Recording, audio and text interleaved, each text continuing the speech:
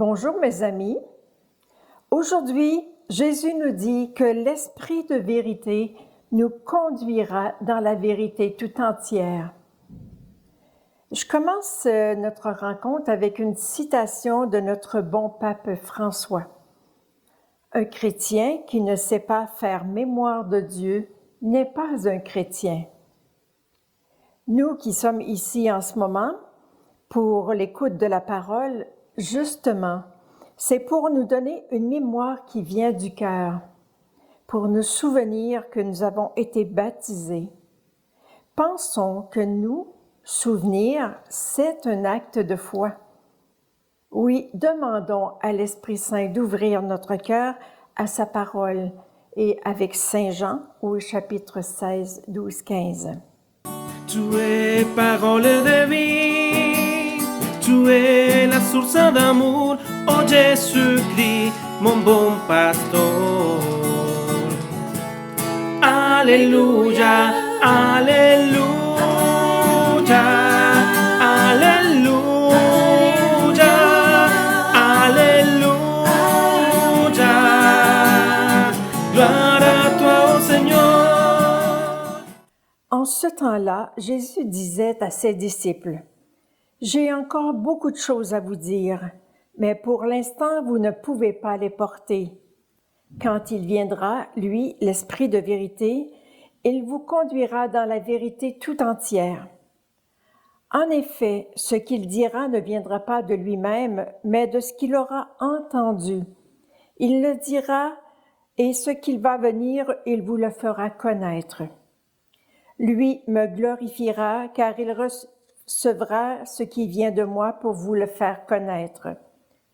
Tout ce que possède le Père est à moi. Voilà pourquoi je vous ai dit, l'Esprit reçoit ce qui vient de moi pour vous le faire connaître.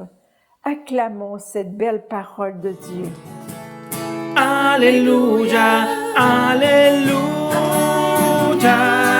alléluia, alléluia.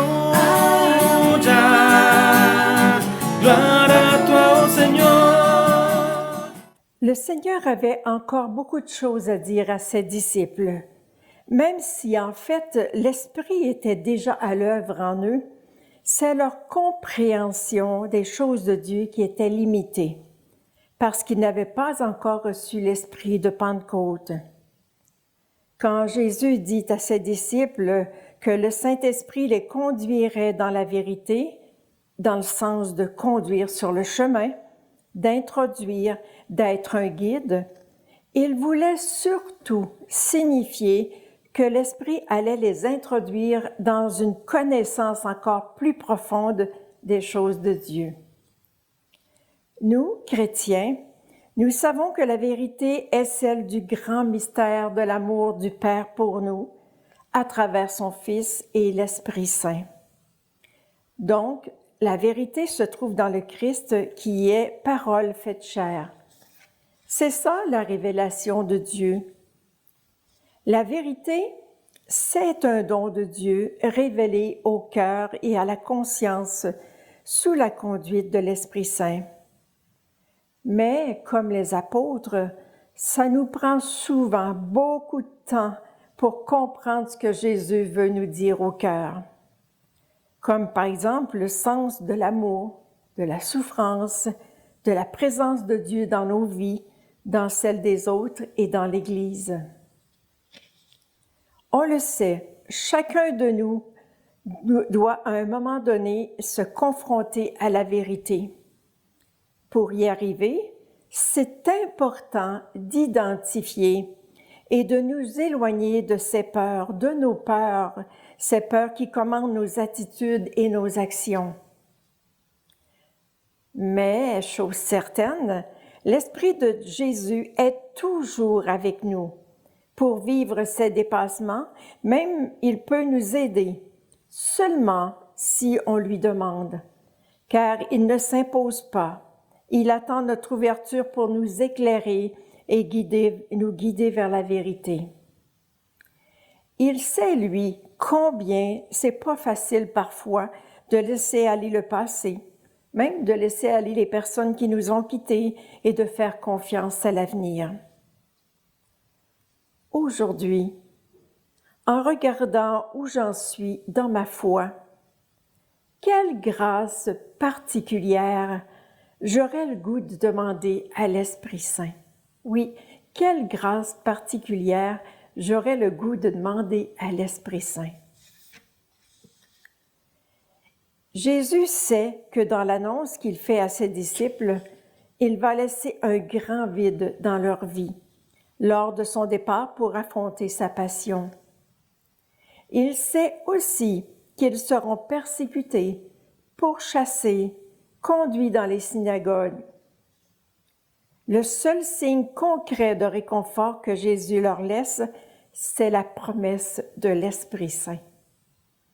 Cette promesse est pour eux et pour nous aussi une marque de confiance de Dieu et un signe de continuité de sa présence, puisque l'Esprit Saint est là en nous pour prolonger l'œuvre de Jésus dans le monde, en même temps qu'il nous conduit dans la vérité tout entière. La seule exigence de ma part, c'est de me tourner vers l'Esprit Saint pour entrer dans la vérité. L'Esprit me rappelle que je suis capable de faire mieux chaque jour, d'acquérir plus de connaissances, d'avoir une foi plus ferme face à tout ce qui miroite devant moi. Et Dieu sait qu'aujourd'hui, les tentations et les fausses valeurs, ça ne manque pas. Oui, l'Esprit Saint est toujours à l'œuvre et demande à être reconnu pour faire alliance avec toi. Je vous raconte un fait parmi plusieurs. Un soir, en faisant mes comptes du mois, j'arrivais pas à balancer et je perdais du temps et des énergies jusque tard dans la nuit pour trouver mon erreur. Prenant conscience que je travaillais seule, j'ai dit à l'Esprit Saint, je comprends pourquoi ça marche pas. J'ai oublié de t'inclure dans mon travail. Alors, je lui ai demandé de venir à mon secours et tout de suite, j'ai trouvé mon erreur. Alors, c'est sûr que chaque fois que ça m'arrive, ça me laisse dans la prière de louange. C'est une habitude à développer et un vrai chemin de bonheur. À toi maintenant de trouver des habitudes de relation avec le Saint-Esprit pour garder vivant le Christ parole toujours à l'œuvre en toi. Ce qui est très important, c'est qu'après avoir demandé à l'Esprit Saint de venir m'aider, c'est que je taise mes inquiétudes et que je les abandonne à l'Esprit pour qu'il puisse entrer en scène, faire son travail, sinon je manifeste mon manque de confiance et je l'empêche de faire son œuvre. Prenez par exemple un exemple d'une personne qui vous demande un service et qui est toujours là à contrôler. C'est assez pour manquer son coup, n'est-ce pas? L'Esprit reçoit ce qui vient de moi pour vous le faire connaître, nous dit Jésus. En prenant ce qui est à Jésus, l'Esprit nous révèle les richesses insondables du Christ. Il est à ce moment-là révélation et témoin. Alors au moment où le Christ parole se tait pour vivre sa passion, l'Esprit entre en scène et témoigne de l'événement pascal dans toute sa vérité, c'est-à-dire Jésus parole livrée pour notre vie, pour que le monde soit sauvé. Et moi, est-ce que j'ai le goût de réveiller ma mémoire pour reconnaître les œuvres de l'Esprit dans ma vie? Je vous invite à faire cet exercice. Sois certain que si tu acceptes de te laisser conduire par l'Esprit de Dieu, de faire silence pour l'écouter, il t'introduira peu à peu à son rythme dans la vérité tout entière. C'est lui qui te fera saisir un jour, au détour de ta prière ou au milieu du service d'évangélisation, à quel point le Père aime le Fils, à quel point le Fils est la gloire du Père, et comment toi aussi tu es aimé d'un amour fou. Oui, il fallait que le Père soit fou d'amour pour nous donner son Fils unique et son Esprit Saint. Rappelons-nous que nous avons reçu la mémoire pour porter Dieu en nous et au monde. Et cette mémoire, c'est l'Esprit Saint à l'œuvre en nous.